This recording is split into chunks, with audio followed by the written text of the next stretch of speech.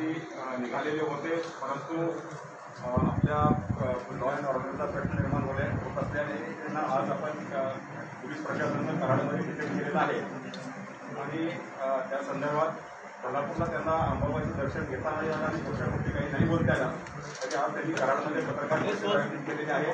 आपण सर्व पत्रकार बंधू त्याबद्दल प्रथमतः मी आपल्या सर्वांचं स्वागत करतो आणि आदरणीय पद्धतीने आम्ही विनंती करतो.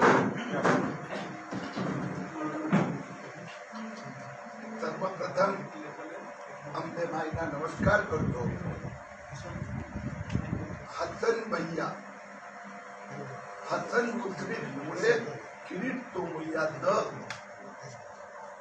हसन मुश्रीफमुळे किरीट तोमुयांना अंबे माईचं दर्शन करता आलं नाही. ठाकरे सरकारांनी एक नवीन इतिहासाची आज रचना केली. घोटाळेबाजांऐवजी घोटाळा उघडकीस आणणाऱ्यांनाच अटक केली. हिंदुस्थानाचा लोकतंत्रात लोकशाहीत गेल्या 75 वर्षात ज्यांनी पोलीस स्टेशनला मी घोटाळ्यांचे 27 पेजीस पुरावे घेऊन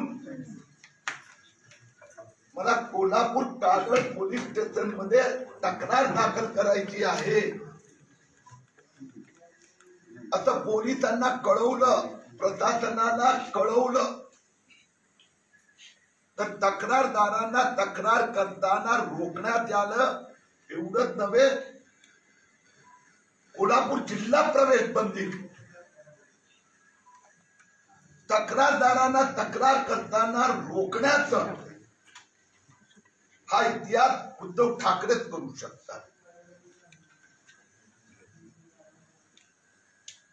फक्त एवढंच नव्हे, मला गृहमंत्री दिलीप वळसे पाटील साहेबांना विचारायचं आहे की तुम्ही आपण आपला पोलिसांनी कोणत्या आदेशा अंतर्गत मला काल गणेश विसर्जन पासून वंचित ठेवण्याचे कारस्थान केलं.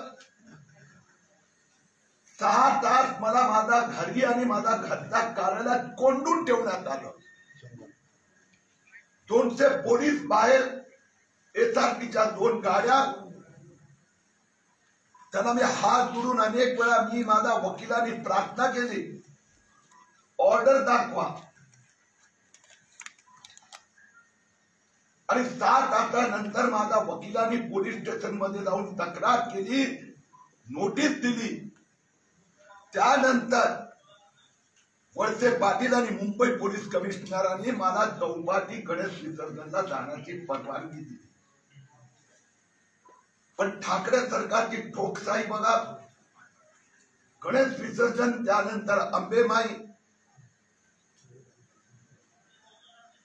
छत्रपती शिवाजी महाराज टर्मिनसच्या बाहेर पोलिसांनी मोठी कॉर्डन केली, माझी धक्काबुक्की केली. मला ट्रेन मिळणार नाही यासाठी मला स्टेशनच्या बाहेरच अडवलं. अर्धा तास.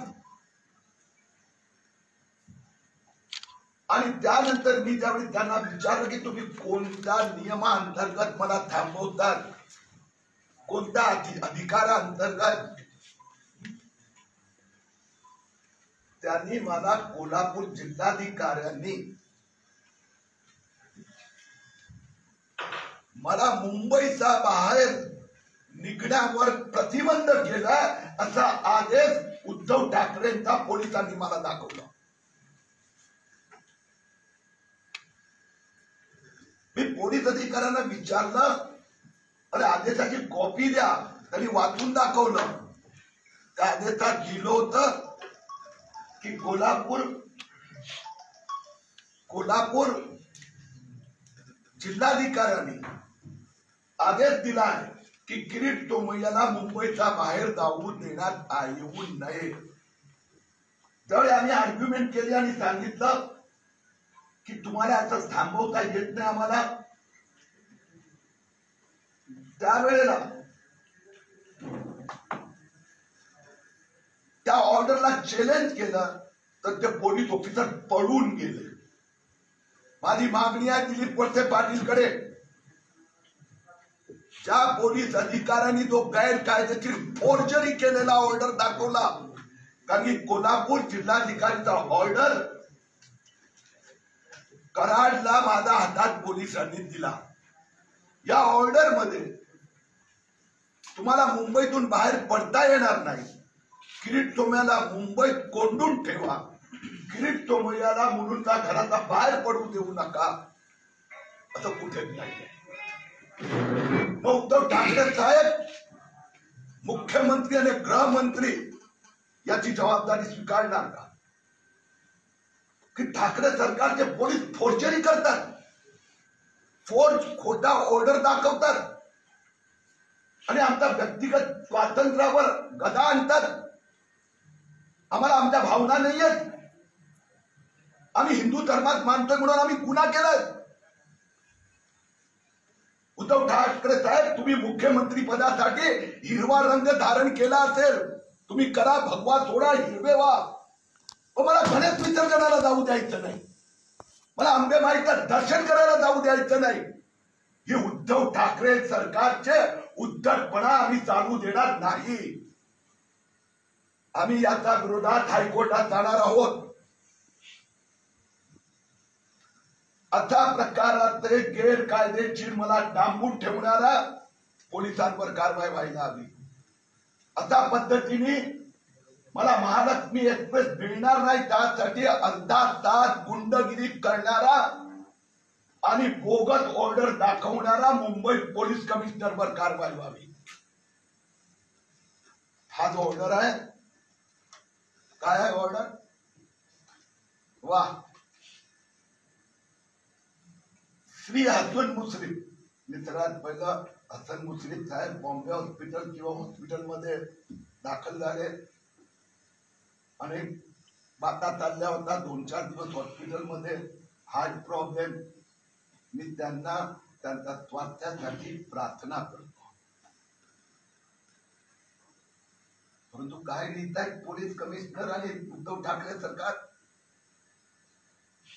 माननीय नामदार श्री हसन मुश्रीफ, ग्राम विकास मंत्री मुंबई यांचे देखील कागल येथे आगमन होणार आहे. त्यांच्या स्वागतासाठी मोठ्या प्रमाणात जनसमुदाय सहभागी होणार आणि त्यात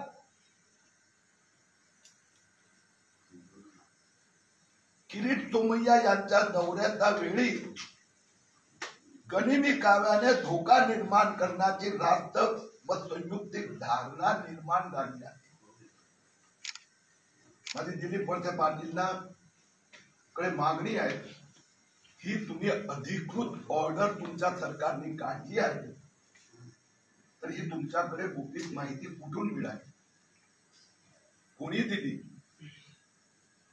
ठाकरे सरकारने ते माझ्याकडे जे संरक्षण होतं ते काढून घेतलं होतं.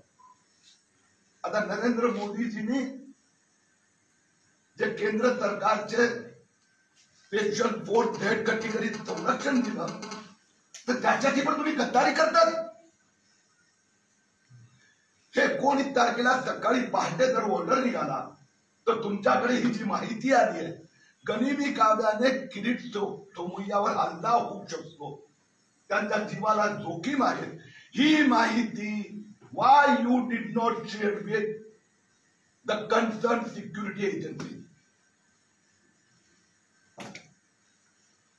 म्हणजे उद्धव ठाकरेची इच्छा आहे की किरीट सोमय्यावर हल्ला व्हावा. गृहमंत्री दिलीप वळसे पाटील, याची तुम्हाला जबाबदारी स्वीकारावी लागणार. आणि माझ्यावर हल्ला, प्राणघातक हल्ला कोण करणार? हसन मुश्रीफ यांच्या स्वागतासाठी कोण येणार होतं? एनसीपीचे कार्यकर्ते की भाई लोक? एनसीपीचे कार्यकर्ते येणार होते की माफिया येणार होते? एनसीपीचे कार्यकर्ते येणार होते की हसन मुश्रीफचे गुंड येणार होते? किंवा एनसीपीचे कार्यकर्ते गुंड आहेत?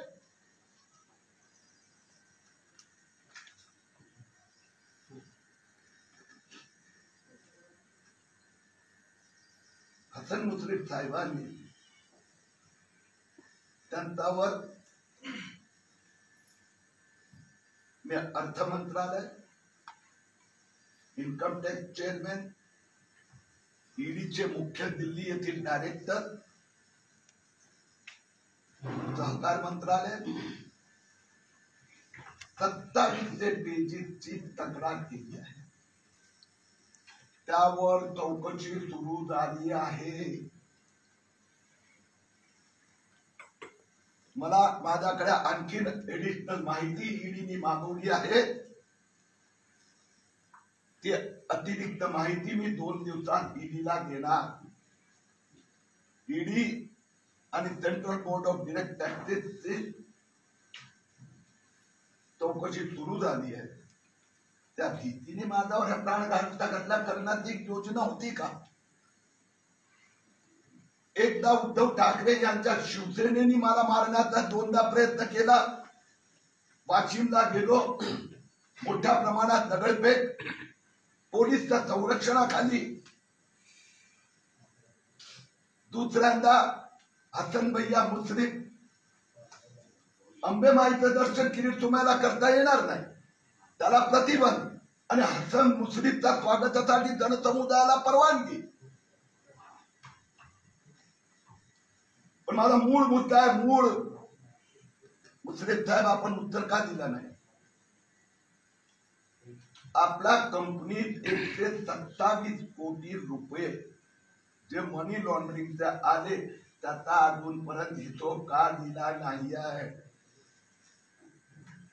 शरद पवार साहेब, ही तुमची व्यूहरचना आहे इश्यू डायव्हर्ट करण्यासाठी. पण मला देवेंद्र फडणवीस आणि चंद्रकांत दादा पाटीलनी सांगितलं आहे की बाकीचे विषय आम्ही लढू. लोकतंत्रात अशा प्रकाराने तक्रारदारांना प्रतिबंध घालणार तो आम्ही विषय घेऊ. तुम्ही जे मुश्रीफांचे घोटाळे आहेत ते जनतेसमोर मांडा. मी पुन्हा एकदा सांगतो, जे सरसेनापती घोरपडे साखर कारखान्यामध्ये 100 कोटी शेअर कॅपिटल पैकी 98 कोटी रुपये हे बोगस कंपन्यांद्वारा भ्रष्टाचाराचा पैसा आणण्यात आला आहे. हसन मुश्रीफ परिवाराचे 10 जे सदस्य आहेत त्यांच्या नावाने फक्त 2 कोटी रुपये, बाकी सगळा पैसा बोगस कंपन्यांद्वारा आला.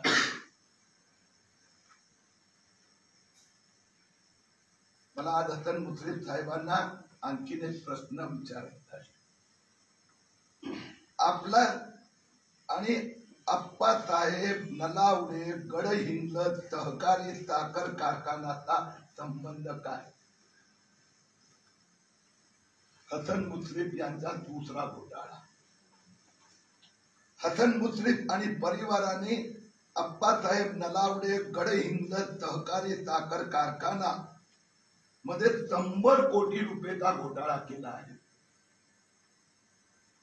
याच्यात पण तशाच पद्धतीने कलकत्ताच्या शेल कंपन्यांद्वारा ज्या कंपन्या स्ट्राईक ऑफ झाल्या आहेत, म्हणजे अनेक वर्षापूर्वी बंद झाल्या आहेत, त्याचे बोगस फोर्जरी अकाउंट उघडायचे आणि त्या बँक अकाउंट मध्ये मुश्रीफांचा एजंटी कॅश टाकायची, 2 लेअर बनवून आपल्याकडे पैसा घेतला आहे. असे 100 कोटी रुपयांचे ट्रान्झॅक्शन आणि या गडहिंग्लज सरकारी कारखान्याचे कागदपत्र मी उद्या मुंबईत ईडीकडे सुपूर्द करणार आहे. ईडी आणि इन्कम टॅक्स विभागाकडे. मी आपल्याला त्यातलं काय उदाहरण देतो. 2020 मध्ये 2020 मागच्या वर्षी कोणत्याही प्रकारात ट्रान्सपरंट बिडिंग न होता हा कारखाना ब्रिक्स इंडिया प्रायव्हेट लिमिटेड कंपनीला देण्यात आला. ब्रिक्स इंडिया लिमिटेडला साखर कारखाना चालवायचा कोणताही अनुभव नाही, परंतु हे ब्रिक्स इंडिया कंपनीला का कारखाना दिला गेला? शरद पवारांना जास्त माहित आहे. कारण की मतीन हासिम मंगोली हसन मुश्रीफ यांचे जावई ते या ब्रिक्स इंडियाचे बेनामी मालक आहे. गमतीची गोष्ट अशी आहे, या ब्रिक्स इंडियामध्ये 7,185 शेअर SU कॉर्पोरेशन प्रायव्हेट लिमिटेडचे आहेत. 998 मतीन हासिमचे आणि 998 गुलाम हुसेनचे. म्हणजे परत तर सेनापती कारखान्यासारखं 98% शेअर हे SU कॉर्पोरेशन ही बेनामी शेअर कंपनी आहे. म्हणजे हसन मुश्रीफने 2019-20 मध्ये ग्रामविकास मंत्री झाल्यानंतर जो कमावला भ्रष्ट मार्गाने तो इथे पास केला. आणि म्हणून आमची मागणी आहे की या घोटाळ्याची पण चौकशी व्हायला हवी. पुन्हा एकदा पुढच्या आठवड्यात आपण परत भेटणार. इथे कोल्हापूर ते मुंबई हसन मुश्रीफ यांचा 3रा घोटाळा मी उघडकीस आणणार आहे.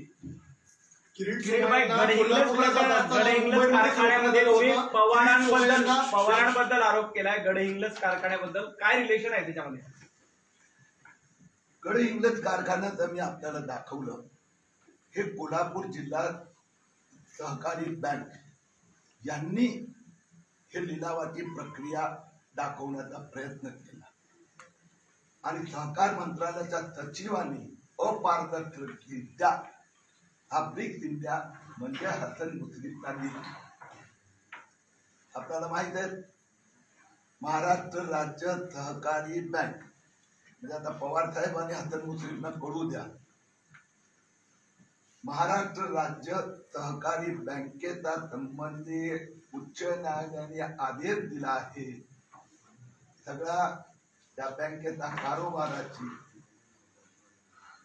साखर कारखाना घोटाळेबाजाची, ऑक्शनवाल्या यांची पूर्ण तपास करण्याचा आदेश दिला आहे. सेनापती घोरपडे कारखाना आणि या कारखान्यामध्ये 50 कोटी रुपयाचे व्यवहार झालेले आहेत. आलं लक्षात? नाही, शरद पवारांचा काय संबंध? तुम्ही नाव घेतलं तर त्यांची काही एनरोलमेंट आहे का त्याच्यामध्ये, किंवा थेट नाव आहे त्यांच्याशी संबंधित कोणी व्यक्ती? तुम्ही असं म्हणालात की शरद पवारांना ते माहिती आहे. हे सरकार कोण चालवतं? नाही, कागदामध्ये स्ट्रेट अवे पुरावा म्हणून आम्ही म्हणतोय की तुम्ही त्यांचं नाव घेतलं तर तसं काही थेट नाव एनरोल आहे का त्यांचं, त्यांच्या संबंधित कुणाचं? सरकार कोण चालवतं? पवार आणि ठाकरे. गृहमंत्री कोण आहेत? NCPचे. मग किरीट सोमय्याला कोंडून का ठेवलं? मी माझं उत्तर देतोय, तुमचा प्रश्न झाला, माझा उत्तर ऐकून घ्यायचा. पुढचा प्रश्न देत आहे. आता तुम्ही जो आरोप केला कारखान्याच्या संदर्भामध्ये, तो घोटाळा आता ठाकरे सरकार जे आहे ते 2020 मध्ये सत्तेमध्ये आला आणि हा घोटाळा नेमका किती चालतो? मी आपल्याला सांगितलं, परत एकदा सांगतो, 2020 मध्ये हा कारखाना ब्रिक्स इंडिया, ब्रिक्स जो मी कंपनीचं नाव घेतलं त्या कंपनीला देण्यात आला आणि ब्रिक्स इंडिया प्रायव्हेट लिमिटेडचा 2020 मध्ये सहकार मंत्रालयाने दिला. ओके, त्याच्यामध्ये मोडस, मी तुम्हाला 4 मुद्दे सांगितलेले आहेत. त्याच्यामध्ये मोडस काय नेमका दिसतोय तुम्हाला? कशा लिलाव झाला नाही किंवा इतर कोणी काय काम नेमकं घेतलं झालं नाही, ते त्याच्यात काय घोटाळा झाला कारखान्यात? नेमकं कशा पद्धतीने होतं? दुसरा प्रश्न विचारला, त्याला जोडून विचारा. नंबर परत घेऊ ना. Hasan Mushrif BRICS India limited ही बेनामी कंपनी आहे, फ्रंट कंपनी आहे. ब्रिक्स इंडिया लिमिटेड मध्ये 98% शेअर कॅपिटल हे कलकत्ताच्या सेल कंपन्यांमधून आलेले आहे. त्यात 2च पारदर्शक शेअरधारक आहेत, 1% ते हसन मुश्रीफचं जावई आहे. ब्रिक्स इंडिया लिमिटेड त्याचे आणि सेनापती जे आपला सरसेनापती कारखान्यामध्ये 50 कोटीच्या आर्थिक उलाढाल झालेली आहे. या कंपनीत जे पैसे आले आहेत ते अपारदर्शक आहे. याची जी कोल्हापूर जिल्हा बँकेने लिलाव केला, किती बिडर आले, किती टेंडर आले, कशा पद्धतीने दिला गेला, तर टोटल ब्लँक आहे. ब्लँक म्हणजे आपण म्हणतो ना पूरं पान आहे. म्हणून या घोटाळ्यात तिथं आपण हे अशाच करत असताना ठाकरे सरकार आणि पवारांना आपण एक एक प्रश्न एक एक नंतर दुसरा त्यांच्या प्रश्नाला जोडूनच आहे की व्यवहार कशाचा झालाय, थोडा अधिक तुम्ही सविस्तर सांगितलं तर बरं. सांगतो. हे जे ब्रिक इंडिया लिमिटेड जे आहे त्यात एसयू कॉर्पोरेशन सरसेनापती संताजीराव घोरपडे लिमिटेड त्यांनी 30 कोटी हे एक ट्रान्झॅक्शन, बाकीचे माहिती हे तर प्रूफ आहे माझ्याकडे. त्यानंतर मरुभूमी फायनान्स, त्यानंतर सीआरएम कंपनी ही शेल कंपनी म्हणून केव्हा सरकारने घोषित केलेली आहे. त्यांचा ऑडिटर जयेश दुधेडिया अशा प्रकारचा अपारदर्शक इन्व्हेस्टमेंट आलेली आहे. 2020 मध्ये सिंगल व्हीलर ब्रिक इंडियाला काही दमडीचा अनुभव नाही साखर कारखान्याचा, आणि म्हणून याची चौकशी करण्याची मागणी. सर, तुम्ही म्हटलात की कोलकात्याच्या शेल कंपन्यांमधून या ठिकाणी पैसा बिडिंग मध्ये अनियमितता होती, त्यात तुम्ही पवारांचं देखील नाव घेतलं. पवारांचं आणि याचं नेमकं कनेक्शन काय आहे, किंवा पवारांच्या कुटुंबातील कोणाच्या मध्ये स्टेक आहेत का, जर असतील तर कुणाचे, जरा सविस्तर सांगा. मी त्याचं व्यवस्थित उत्तर दिलं. हे सरकार ठाकरे आणि पवार चालवतात. हा कारखाना यांना द्या, एकच बिडर, नॉन ट्रान्सफरन्स बिडिंग. आणि दुसरी गोष्ट, मला कोल्हापूरला जाण्यावर बंदी का? आदेश फोर्स करतायत. ठीक आहे, उद्धव ठाकरे दिलीप वळसे पाटील मध्ये एकच्यामध्ये हिंमत आहे का? विदाऊट पवार मार्गदर्शन होऊच शकत नाही. सरसेनापती कारखान्याचा मी 27 पेजीत पुरावा दिला, एकाचंही उत्तर आजपर्यंत नाही दिला. त्या बोगस कंपन्यांनी नावं दिली, ते ट्रान्सपरंट ट्रान्झॅक्शनची लिंक दिली, हे काही नाही दिलं. 4 दिवस हॉस्पिटलमध्ये, आणि ते हॉस्पिटलमध्ये असताना जिल्हाधिकारी आदेश काढतात की त्यांचं स्वागत करण्यात येणार आहे. माझ्यावर प्रतिबंध असतात त्यांच्यावर, मला त्याचं ते काय देण्यात येणार नाही. माझा संबंध घोटाळ्यांची आहे. सर, तुमचा संबंध घोटाळ्याशी आहे. एवढं सगळं तुम्ही घेऊन निघालेला होता आणि कोल्हापूरला जाण्यावरती ठाम होता. मग असं काय झालं की ज्या आदेश सुरुवातीपासून तुम्हाला दाखवत होते त्याच आदेश मानून तुम्ही कराडमध्ये उतरला? क्षमा मागतो. आदेश काय होता हे अजूनपर्यंत कळलं नाही. मला बोलून माझ्या घरी 6 तास गणेश विसर्जन पासून वंचित ठेवण्यात आला. कोणत्या आदेशाअंतर्गत अजूनपर्यंत मला मुंबई पोलीस कमिशनर मुलुंड पोलीसने मला त्यांनी कॉपी दिली या आदेशाची. या आदेशात लिहिलं आहे आपल्याला कोल्हापूरमध्ये प्रवेश बंदी, घरबंदी. मला मुलुंड पोलीसने सांगितलं घरबंदी आहे तुमच्यावर. मला हा आदेश तुम्हाला महालक्ष्मी एक्सप्रेस निघत होतो, ठरवून प्लान केला आणि बाहेर मोठी कोर्डन करून मला आतच जाऊ दिलं नाही. आणि मला आदेश काय दाखवला? आदेश हे दाखवला की पूर्ण वाचा तुम्ही, हा नवीन आदेश आहे. आणि त्या नवीन आदेशात असं लिहिलं होतं, मला वाचून दाखवलं की कोल्हापूर डिस्ट्रिक्ट मॅजिस्ट्रेटने आपल्याला मुंबईच्या बाहेर जाऊ देता येणार नाही असे आदेश दिले. हे आदेश कुठे आहे? सर, तुम्ही जे आरोप केले तुम्ही माझा उत्तर द्या. तिसरी गोष्ट, हे यांनी काय लिहिलं? मी नाही लिहिलं. एनसीपीचा जमावडा येणार आहे, आमच्याकडे माहिती आहे, तुमच्या जीवावर हल्ला होऊ शकतो. मग तुम्ही बाकी एजन्सीला का नाही दिलं? With your prime responsibility. when a person is under that category and as per the law it is mandatory on state government and law and administration and police to inform each and every any such information they receive, immediately they should be informed. म्हणजे याचा अर्थ काय आहे? माझा दुसरा प्रश्न आहे उद्धव ठाकरेंना. मी गुरुवारी पारनेर साखर कारखान्याची व्हिजिट करणार आहे.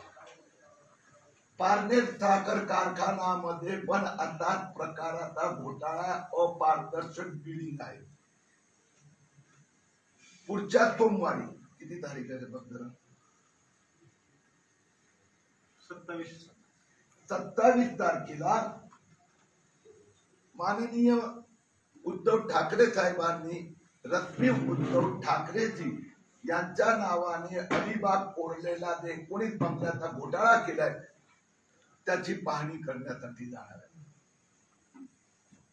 30 तारखेला गुरुवार अजित पवारांनी जो बेनामी कारखाना विकत घेतला जरंडेश्वर कारखाना त्याची पाहणी करायला जाणार. तर मला सगळ्या ठिकाणी थांबवणार आहेत का? पण तुम्ही खरंच जाणार का? तुम्ही खरंच जाणार का? कारण काल तुम्ही म्हटलं की मी काही केल्या कोल्हापूरला जाणार आणि तुम्ही मला विनंती केली पोलिसांनी करायला थांबण्याची आणि तुम्ही थांबला. 1 मिनिट जायचा तो प्रश्नाचं उत्तर अर्धा. हा मुंबई महालक्ष्मी सीएसटी कडे मी त्यांना लीगल विचारलं आणि म्हणून पण पोलीस पळून गेले आणि सीएसटी वरून पण पळून गेले. ठाण्याला कल्याणला सगळ्या ठिकाणी पोलिसांनी येऊन मला विनंती केली, आग्रह केला. ठाण्याला तर सांगितलं खाली उतरा, मी त्यांना सांगितलं आदेश दाखवा. शेवटी कराडच्या आधी सातारा पोलीस स्टेशनला कोल्हापूर जिल्ह्याचे सिनियर पोलीस अधिकारी आले, डब्यात बसले.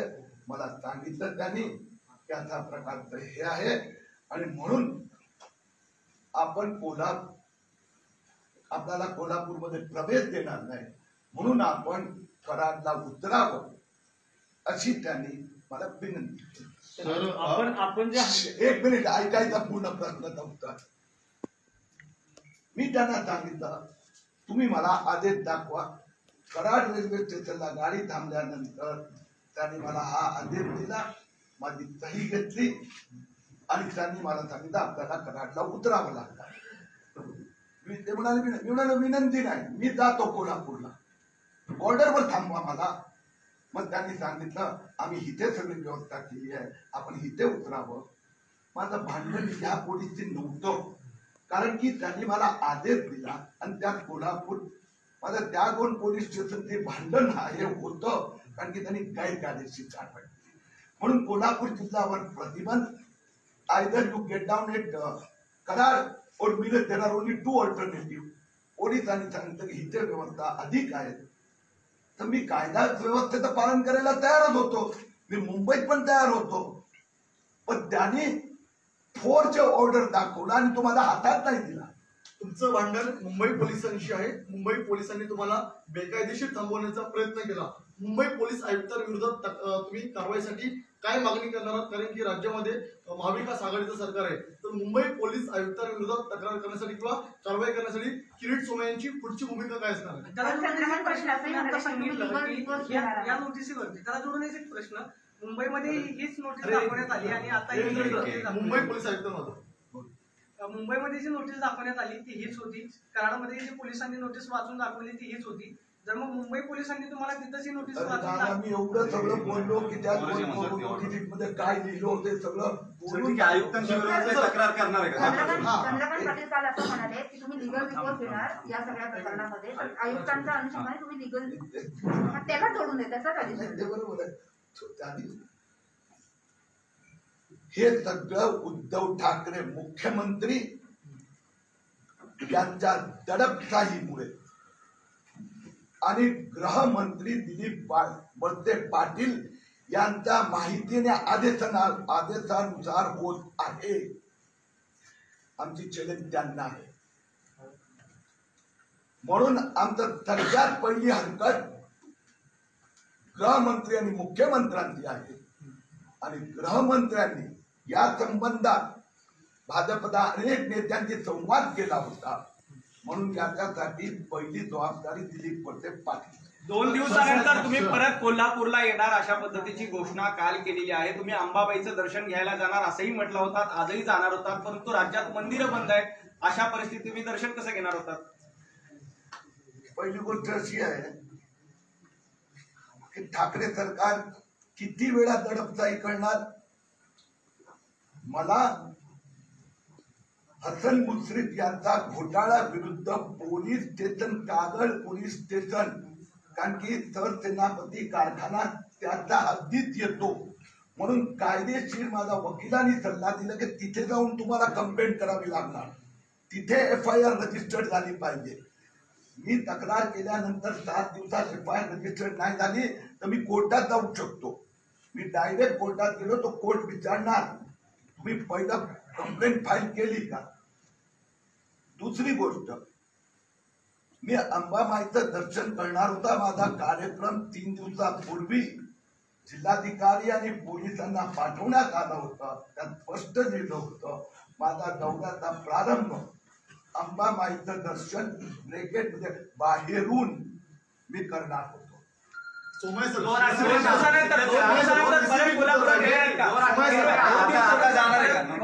आता तुम्ही कोल्हापूरला जाणार आहात का? आरोप सिद्ध करा, अन्यथा तुमच्यावरती फौजदारी गुन्हा दाखल करतो असं एक प्रश्न घ्या की काय करणार? एक क्लिअर होऊ द्या. 2 आठवड्यामध्ये आरोप सिद्ध करा, अन्यथा तुमच्यावर फौजदारी गुन्हा दाखल करणार असं मुश्रीफ यांनी म्हटलं. आता असं आहे की मी आज माझ्या वकिलांनी सकाळी परत बोललो, त्यांनी सांगितलं हसन मुश्रीफच्या विरोधात आपल्याला कायदेशीर ऍक्शन सुरू करायची आहे, म्हणून आपल्याला कागल पोलीस स्टेशनमध्ये जाऊन तक्रार करावीच लागणार. मी पुन्हा एकदा जिल्हा प्रशासन आणि पोलीस ऍडमिनिस्ट्रेशन दोघांना परत एकदा त्यांना विनंती करणार किंवा माझा दौरा कळवणार. आणि जेव्हा त्यांना वाटणार की माझा देवाला NCBचा भाई लोकांकडून धोका आहे, त्याची माहिती ते थेट कॅटेगरीचे किरीट सोमय्याचा हत्या संबंधित काही कांड रचण्यात आलं असेल ते माहिती सिक्युरिटी एजन्सीजना देणार. आणि मग ज्यावेळी सिक्युरिटी क्लिअरन्स मिळणार आणि त्याला काय फार दिवस मी थांबणार नाही, लवकरात लवकर मी कोल्हापूर कागल पोलीस स्टेशनला तक्रार करायला येणार. जे डिफेमेशन मानहानीचा आतापर्यंतचा प्रकारच्या 6 नोटीस धमक्या मिळाल्या आहेत. प्रताप सरनाईक पासून आणि परत पासून मुश्रीफ पासून जितेंद्र आव्हाडचे वादे जे कोणी आहेत ते उद्धव ठाकरेंनी त्यांचा मुलुंड पोलीस स्टेशनवर दादागिरी करून माझा मुलगा नील सोमय्याला पोलिसांनी त्यांच्या एका केसमध्ये नगरसेवक नील सोमय्या साक्षी म्हणून हवा होता. आम्हाला पत्र पाठवलं, फोन करून रिक्वेस्ट केली 10 मिनिटासाठी पाठवा, आमची केस अधिक मजबूत होणार. अधिक आरोपीचा दुसऱ्या आरोपीच्या विरोधात पोलीस स्टेशनला गेल्यानंतर ठाकरे सरकारचे लोकांनी अफवा फैलवली की नील सोमय्याचा तपास सुरू झालेला आहे. प्रताप सरनाईकनी मुख्यमंत्र्यांना पत्र दिलं आणि प्रेस कॉन्फरन्स घेतली की प्रोफेसर डॉक्टर मेधार सोमय्या यांनी 2001 मध्ये कुठला तरी सोशल प्रोजेक्ट केला होता, तर 20 वर्षानंतर त्यांनी सांगितलं मुख्यमंत्र्यांनी मुंबई इकॉनॉमिक ऑफेन्स बिलला याचा तपास करण्याचा आदेश दिलाय. म्हणून उद्धव ठाकरेंना ही सवय आहे अशा प्रकारच्या धमक्या देण्याची. आता धमक्यांना मी भीक घालत नाही. सर, तुम्ही कोल्हापूरला जर जाणार नसाल तर तुम्ही घाबरला असं म्हणायचं का? कारण ह्याच सगळ्या गोष्टी कालच्या नोटीस मध्ये पण होत्या आणि आता तुम्ही म्हणताय की मी वकिलांचा सल्ला घेईन, सिक्युरिटीच्या बाबतीत सगळ्या गोष्टी मी पडताळून पाहिजे आणि मग जाईल. मग तुम्ही घाबरला असं नाही का म्हणायचं? 2 दिवसात तुम्ही जाणार म्हटलं होता, कालचंच तुमचं स्टेटमेंट होतं, आज तुम्ही म्हणता की मी सगळा आढावा घेईन. दादा मला असं वाटतं की तुझं चुकीचं ऐकण्यात आलं आहे. बरं, तुम्ही क्लिअर करा. 1 मिनिट, माझा तोंडात तुझा चुकीचा शब्द तुम्ही टाकणार तर मी तिथेच थांबवणार. नाही, तुम्ही सांगा, क्लिअर करा. मी चुकलो असेल तुम्ही क्लिअर करा. हा करेक्ट, तुम्ही चुकला. बरं, मी हे सांगितलं, मी कोल्हापूरला गेलो होतो. पोलिसांनी आता पूर्ण परत ती रामायण ऐकवायची का? पोलिसांनी सातारा रेल्वे स्टेशनला माझ्या डब्यात आले, 1 तासभर चर्चा केली, कराडला मला नोटीस हातात दिली. म्हणजे मी नाही गेलो तर नाहीये. त्यांनी प्रतिबंधात्मक आदेश मला सांगितलं आपल्याला उतरावं लागणार. हा एक भाग झाला. दुसरी गोष्ट मी हे सांगितली की या नोटीस मध्ये ठाकरे सरकारने लिहिलं आहे की एनसीपीचा भाई लोकांकडून किरीट सोमय्यांचा जीवाला धोका आहे, त्यांनी लिहिलाय. तर ह्या धोक्याची त्यांनी माहिती, कारण की नाव सीआयएसएफ इथं राज्य सरकारचं आहे ना, तर सीआयएसएफने यांना विचारलं जीवाला धोका आहे तो काय आहे, त्यांनी माहिती द्यावीच लागणार. कारण की नाही तर परत ते अशीच नोटीस देणार की तुमच्या जीवाला धोका आहे. तिसरी गोष्ट, मला माझा पोलिसांनी सल्ला ह्याच्या संबंधी नाही दिला. पोलिसांनी, माझ्या वकिलांनी सांगितलं तुम्हाला कागदला परत जावंच लागणार आणि कंप्लेंट फाईल करावीच लागणार आणि ते मी करणार. त्यासाठी मी परत उद्या कोल्हापूर प्रशासनाला लिहिणार, कारण की ह्यात त्यांनी असं लिहिलंय काही दिवसानंतर आम्ही तुम्हाला परमिशन देऊ. म्हणून परत पत्रिका परत त्यांनी प्रतिबंध घातला. सर स्पेसिफिक उत्तर द्या की तुम्हाला पोलीस रोखतायत, मात्र तुम्ही या पोलिसांविरोधात किंवा पोलीस आयुक्तांविरोधात तुम्ही कायदेशीर लढाई कशी लढणार आहात? म्हणजे तुम्ही हायकोर्टात मुंबई आयुक्तांना चॅलेंज करणार? महाराष्ट्र सरकार उद्धव ठाकरे आणि दिलीप वळसे पाटीलच्या विरोधात लढाई लढणार. आणि दुसरा प्रश्न, तुम्ही अनेक पुरावे मांडताय, तुम्ही यावरती ठाकरे सरकारचा दबाव मानताय, पवारांचा दबाव मानताय, मात्र या सगळ्या कागदपत्रांमध्ये तुम्ही हजारो कागदपत्र देतात, यामध्ये ठाकरे किंवा पवार या कुटुंबाचा कुठं लिंक आहेत का किंवा तसा काही संबंध तुम्हाला आढळतोय का? मी आज पण सांगितलं का उद्धव ठाकरेंचा 19 बंगलोचा घोटाळ्यातली परत तक्रार झाली आहे, सिद्ध झालेल्या आहे. परत मी त्यात काय झालं हे पाहण्यासाठी कोर्टाला जाणार. मी आपल्याला सांगितलं की 30 तारखेला मी अजित पवार असता जरंगेश्वर कारखाना बघायला जाणार. तुमच्यावर एक विरोधक आरोप करतात सतत. तुम्ही नारायण राणे ज्यावेळेस काँग्रेसमध्ये होते त्यावेळेस त्यांच्यावर सीआरझेड व्हायोलेशनचा आणि कोट्यवधी रुपयांच्या अपसंपत्तीचा आरोप केला होता. ते भाजपमध्ये आल्यानंतर तुम्ही अचानक शांत झाले, त्याचा फॉलोअप बंद झाला, त्याचं पुढे काय झालं ते सांगितलं जात नाही. मग या प्रेशर टॅक्टिक्स आहेत का किंवा काही इश्यूज पॉलिटिसाइज करायसाठी तुम्हाला भाजपच्या शीर्षस्थ नेत्यांकडून पुढे केलं जातं का? कारण हे सगळं होणार हे माहिती असूनही तुम्ही आलात, तुम्हाला तिथंच कल्पना देण्यात आलेली होती की तुम्हाला अडवलं जाईल पुढं, अशा ऑर्डर्स आहेत, तरी तुम्ही येताय. हे गव्हर्नमेंट विरोधात तुम्हाला थांबवेल असं दिसतंय तरीही तुम्ही येता. आणि एक सीन ऑफ सिक्वेन्स तयार व्हावी अशी तुमची इच्छा आहे का या घोटाळ्यांची या चौकशीपेक्षा जास्त? शिवसेनेचे नेते इन्क्लुडिंग अनिल परब हे अनेक वेळा मांडतात, मिलिंद नार्वे करतात, सीआरझेड व्हायोलेशनचा बंगलो कुठला सोडायला लावला.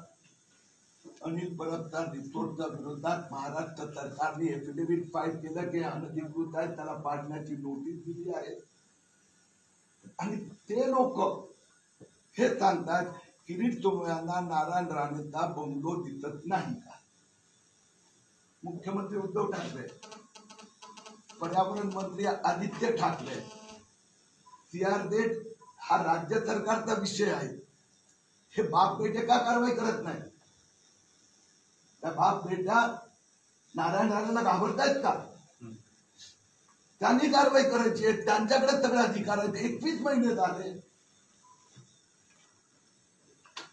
दुसरी गोष्ट, मला कोल्हापूर दौऱ्याचं दर्शन करण्याची प्रत्येकाला इच्छा असते. तू कागल पोलीस स्टेशनला जाऊन तक्रार करायची आहे. आणि त्यासाठी मी फक्त एकदा नाही अनेक वेळा संघर्ष करणार. आजपर्यंत न शरद पवार, ना अजित पवार, न जयंत पाटील, ना नवाब मलिक, ना हसन मुश्रीफ, मी जे 27 पानाच्या पेजीचे डॉक्युमेंटरी एव्हिडन्सेस दिले ते त्यांनी सांगावं नाही, एकेकाचा उत्तर द्यावा. म्हणून घोटाळ्याच्या विरुद्धात आणि मला हसन मुश्रीफचा या दुसऱ्या घोटाळ्याची पण तक्रार करायची होती. हे प्रश्न फक्त नारायण राणेंचा नाही, अजित पवारांनी 70,000 कोटी रुपयांचा घोटाळा केला असं भाजपने आरोप केला, पण त्यांच्यासोबत 2.5 दिवसांचं सरकार भाजपने बनवलं. त्यानंतर अनेक नेते आहेत, विजयकुमार गावित असतील, विखे पाटील असतील, की ते भाजपमध्ये आल्यानंतर तुम्ही त्यांच्याबद्दल जे आरोप होते ते पुढे काही केलेले दिसले नाहीत किंवा त्याचा फॉलोअप ही घेतलेला दिसला नाही. तर हे सिलेक्टिव्ह होतंय, क्रेडिबिलिटी याच्यामुळे कुठे डॅमेज होते असं वाटतं तुम्हाला? अजित पवारांचा एक स्पेसिफिक प्रश्न जो आहे त्याचं उत्तर तुम्ही आधी द्यावं अशा दमडीची न्यायवत आणि अशा प्रकाराने 1000 वेळा प्रश्न पण त्या नेत्यांनी विचारलं. त्यांचे घोटाळे जे आहेत, मी 2 याचिका दाखल केल्या होत्या, छगन भुजबळ आणि सिंचन घोटाळा. सिंचन घोटाळ्यामध्ये तत्कालीन अजित पवारांचं नाव येत होतं. दोन्ही याचिकामध्ये 90% सक्सेस रेशो आलाय. सिंचन घोटाळ्यात एफए कन्स्ट्रक्शनला अटक झाली, 800 कोटी रुपयांची जप्ती झाली. सिंचन घोटाळ्याच्या तपासात शेवटची जी चार्जशीट दाखल झाली त्यात अजित पवारांचं नाव इन्क्लूड झालं आणि त्याचं इन्व्हेस्टिगेशन करून त्याच्यावर एडिशनल पुरावे राज्य सरकारने द्यायचे. अगदी बरोबर आहे, पण भाजपने सरकार बनवलं होतं ना अजित पवारांसोबत. आता असं वाटतं की हा प्रश्न खूप जुना झाला. हसन मुश्रीफ यांच्यावर तुम्ही जे आता आरोप करताय, आपण नंतर आपले प्रश्न 1 to 1 करू. हिंदीमध्ये हसन मुश्रीफ यांच्यावर तुम्ही जे आता आरोप करताय त्या सगळ्या बाबींचा खुलासा ज्यावेळी इन्कम टॅक्सची छापा पडला त्यांच्यावर त्यावेळी झालेला आहे आणि तुम्ही जाणीवपूर्वक आता अनिल देशमुख आणि या प्रकरणात हसन मुश्रीफ जास्त बोलतायत म्हणून त्यांना टार्गेट करताय आणि ही सगळी माहिती तुम्हाला चंद्रकांत दादांनी पुरवली असा ते आरोप करताय. आता कोण करतोय आरोप? आता मुश्रीफ ते तो घोटाळेबाज आहे. तिथं करणं स्वाभाविक आहे. मी जे पेपर दिले त्याच्यातले जबाबदारी त्याचा खुलासा त्या घोटाळ्यावर ते एकदम उत्तर देत नाही. 100 कोटीचा दावा ठोकण्याची बात करताय. मला का जाऊ देत नाही? पवार सरकार, ठाकरे सरकार, म्हणजे मी तेवढं वर्णन केलं ना, का जाऊ देत नाही? आणि न जाऊ देण्यासाठी अशा प्रकारचं कारण की कटकारस्थान झालंय, तुमच्या जीवाला धोका आहे. तो जीवाला धोका आहे तर माहिती तर द्या, मग मी सावधान राहणार ना. की मुस्लिमांकडून धोका आहे, की कोणाकडून धोका आहे? ओके, भाजप शिवसेनेच्या युतीची चर्चा सारखी सुरू असते. 1 मिनिट प्लीज, तुम्ही पण 1 to 1 भेटा. आपण शेवटचा प्रश्न अजित पवारांच्या अरे भाऊ, आपण बसतो. सर, राज्य के भाजपा नेता ये आरोप लगा रहे हैं कि महाराष्ट्र राज्य जो महाविकास आघाड़ी है वो प्रशासन का गैर इस्तेमाल कर रही है, जो कि नारायण राणे और आपके केस में सामने आ रहा है. मैंने अनेक दिन पहले कोल्हापुर प्रशासन को सूचना दी थी कि हसन मुश्रीफ के घोटाले की जो मैंने शिकायत की है उसकी ईडी और central board of direct taxes, income tax ने जांच शुरू कर दी है. उन्होंने मेरे पास से कुछ अतिरिक्त जानकारी मांगी है, मैं उनको दे रहा हूँ. और उसके लिए मुझे कागल पुलिस स्टेशन में शिकायत करना आवश्यक है. ये 4 दिन से बात चल रही थी, लेकिन कल सुबह में ये आदेश निकाला गया और ये आदेश में ये लिखा है हसन मुश्रीफ अस्पताल में है, वो अस्पताल से डायरेक्ट किरीट सोमैया जिस दिन आने वाले उसी दिन आएंगे, उनका स्वागत होने वाला है. हम उस स्वागत की व्यवस्था में है और वहां पर जो स्वागत में लोग आने वाले हैं किरीट सोमैया की जान को खतरा है. तो इस प्रकार से ठाकरे सरकार दबाव की राजनीति करके हसन मुश्रीफ को बचाना चाहती होगी, तो ये घोटालेबाजों पर कार्रवाई होगी ही. मुझे मुंबई में मेरे घर में 6 घंटे गैर कानूनी रोका गया, खोटे ऑर्डर दिखाए गए. मेरे वकील ने नोटिस देने के बाद में मुझे जाने दिया. उसी प्रकार से छत्रपति शिवाजी महाराज टर्मिनस पे पुलिसों ने गलत ढंग से रखा, गलत फर्जी आदेश दिखाया. मैंने उसकी कॉपी मांगी है. हमारे वकील की ओर से हमने बात करके उनको कहा कि इसके एविडेंस ये फर्ज, वो भाग गए. इसलिए मैं कोल्हापुर आने के लिए निकला कि ये ऑर्डर भी सही है कि नहीं.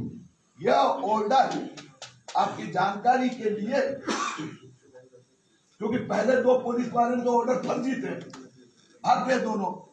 तो ये ऑर्डर मुझे सातारा रेलवे स्टेशन पर कोल्हापुर के सीनियर पुलिस अधिकारी रेलवे स्टेशन में आए, रेलवे ट्रेन में आए और उन्होंने करार आने से पहले मुझे बताया और करार आने के बाद में मुझे कहा कि आपको वापस जाना पड़ेगा।